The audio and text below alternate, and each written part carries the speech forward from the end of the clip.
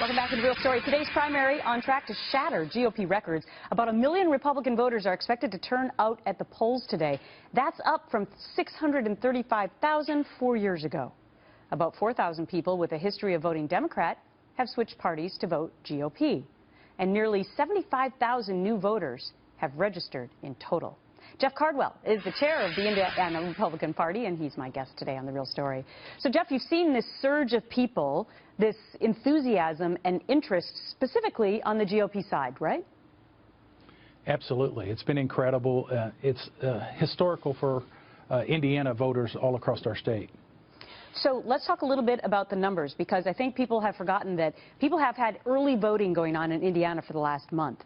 So let's take a look. In 2016, you had 209,368. 2012, you had 119,639, and much less in 2008.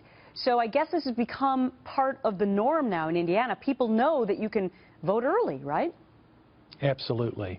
And there's been a lot of long lines in voting early centers. So it's been an incredible turnout. I mean, for here across our state, we're seeing a 250% increase over just 4 years ago.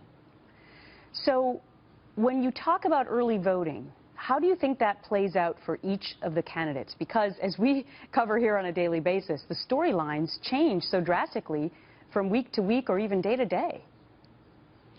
Well, I think really it has a lot to do with, this is the first time in my lifetime that Indiana voters have had this opportunity to pick the next nominee for the President of the United States. So it's a historic time for us here in Indiana. So it's really got a lot of people that's engaged in the process that has not been engaged in the past.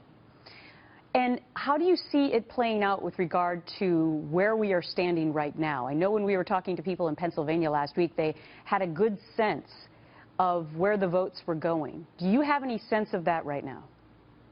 Well, I can tell you the two of the candidates have spent a lot of time across the state of Indiana. I can tell you Cruz has had an incredible ground game, but also Donald Trump's events has drawn enormous crowds. So I would say over the last few weeks, coming off the momentum coming into Indiana, I would say that Trump had the momentum coming into Indiana. Exciting time for you guys in Indiana, because the state usually foregone conclusion. Unfortunately, Indiana doesn't matter, but this year it certainly does. It matters this year. It matters. Hashtag it matters. Jeff, thanks. Have a good night.